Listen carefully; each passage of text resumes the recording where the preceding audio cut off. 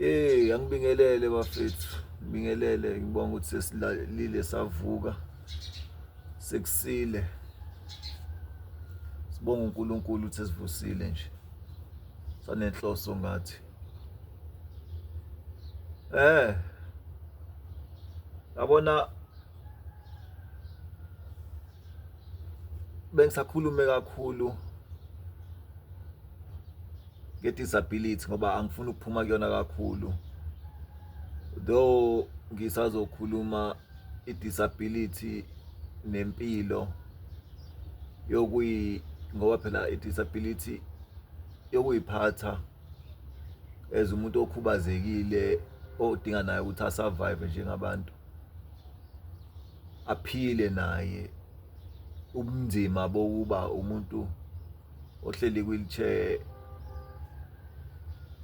onga-eni lutho, odingayo uku-ena ukuze akwazi ukuphila.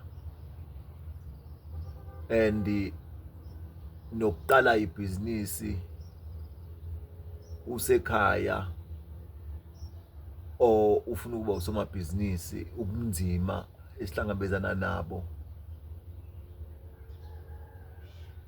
la ngaphandle, ukuthi akuve kubuhlungu ngoba abantu abasamukelile, bethi bengasamukelile abasithathi njengabantu as if like abantu abaphilayo, yabo. And into yabanzima kakhulu kwazi ukuthi umuntu okhubazekile uphila ngegrant. Uyayibona leyo nto? So umuntu mayebuka wena ubuka igrant, leyo nto ibuhlungu ngoba manje asicabangi ngokufana, asifisi izinto ngokufana, yabo. So impilo ngizama ukuveza kubantu isibuko sokuthi if umuntu uphila kwi-disability, though ngizothatha lapha nalapha ngoba into yami kade kakhulu ibikade ikuthenini asinakekeleni, sivikeleni thina kakhulukazi yilonda into ade inkinga. Ngobani izilonda ziyayiqeda impilo yomuntu, yabo. Uthi please let's take care of imizimba yethu, take care of izilonda, prevent izilonda ukuthi ungabi nazo. If ngikwazile ukuyipreventa for iminyaka emingaka over 20 years, angaze ngibe nesilonda ngaphandle kwesilonda engaba naso careless esithendeni kwarabheka phansi kwaba namapanyaza, amapanyaza ayenda apha izilonda very serious, yabo. So impilo ayilula, very difficult impilo mawuhleli wheelchair. Fanele uyinakekele wena, fanele uyinakekele wena, ukuthi fanele uaccepteke emphakathini, fanele ukuthi abantu bakwazi bakuthemba ukuthi nawe umuntu, ngoba manje ubuka njengento engelutho. Impilo uthi uyiphila difficult, uphinde uedwe abantu ukuthi be difficult more. So inzima injalo, uyabona. Kade ngisakhulume kakhulu ngokuthi abantu banokungibukela, yabo, kanti ukubeka imali phezulu kwemali ngoba nakho ufuna ukuvikela isimo esithile. This is your life, akuyona impilo yomunye umuntu. Akekho umuntu ozokutshela athi kathina thini, impilo yakho, yabo. Ukubeka imali phezulu kwemali usuke wazi wena ukuthi uzakhela impilo ende, ngoba bafethu izilonda ziyayiqeda impilo yomuntu. And the worst thing ziqeda impilo yomuntu. Uyazi ukuthi ungafike ube ne-pressure sore. I-pressure sore yani yokuthi adulele kakhulu esibhedlela. uma adulele kakhulu esibhedlela ubuye ekhaya usune pressure sore iya-develop iyaqala uthi mawufika ekhaya awunalo ulwazi ukuthi i-pressure sore iqedwa kanjani ufike i-end up ibe i-bed sore bese iba i-sore siba isilonda ke manje bese sinzima ayithi uyabo ukuthi ngithe iqalephi iqale esibhedlela wafika naye ekhaya awazi ukuthi ngoba phela uyafika kwi-wheelchair i-end up iba isilonda uyazi ukuthi le time i-end up iba isilonda ukuthi esibhedlela awubusadingakala esibhedlela ngobani basuke sebazi ukuthi isilonda sihileki kalula sithi singahileki kalula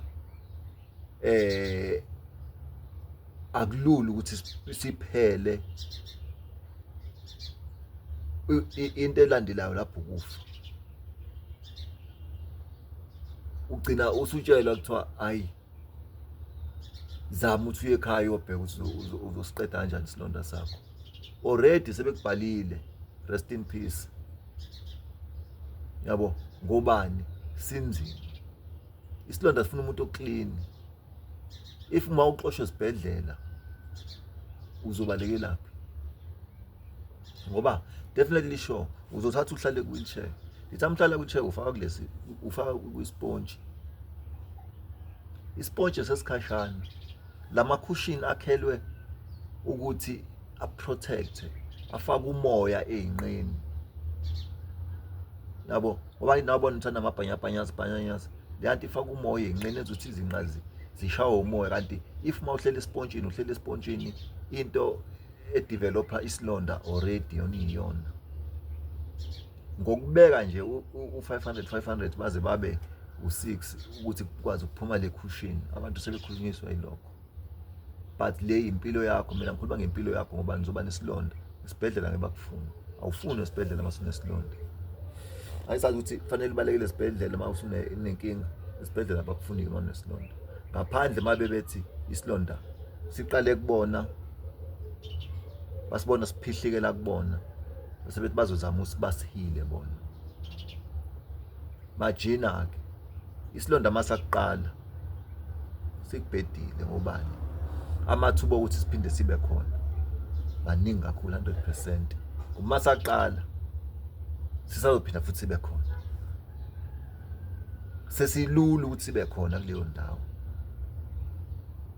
yabo so bafethu fanele wazi isibhedlela awufunwa masunesilonda lento engithi ngizama ukuyifaka ukuthi asibekeni imali kancane sithenge namakhushini air-cushioner ukuze sikwazi ukupreventa ilonda ey'nqeni i-air-cushioner yazi ukuthi uyakwazi ukuthi uyibeke ngisho nasembhedeni uyifake ngaphansi kwezinqa ubeke umcamelo lapha ey'thendeni zakho ngoba phela iy'thende if isithende sahlala kakhulu embhedeni sidevelop isilonda futhi naso isilonda sesithende asipholi kalula yabo ubeke i-cushion la ey'nqeni ungalala futhi ube comfortable ngobani uprotected nge-cushion okunokulala embhedeni ulala ubheke phezulu kodwa futhi uzodevelop isilonda kanti mathatha le e-cushioner ubeke yona ey'nqeni uphenduke ngesayidi ulale kuyona uphenduke ngesayidi ulale kuyona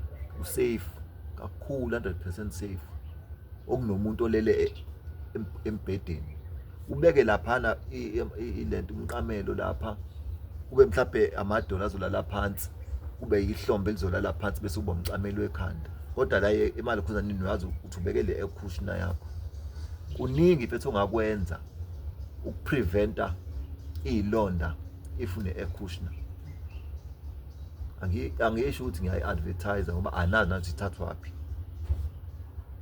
mina ngithi umuntu akawubeke u500 baze babo 6 ayithole i-air cushioner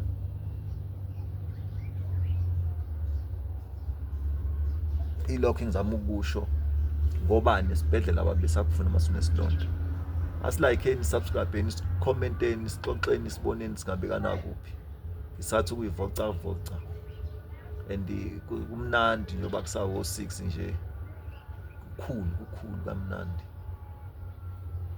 Asilaleni, sivukeni, siphileni mafethu, konke okuhle kube nathi sonke.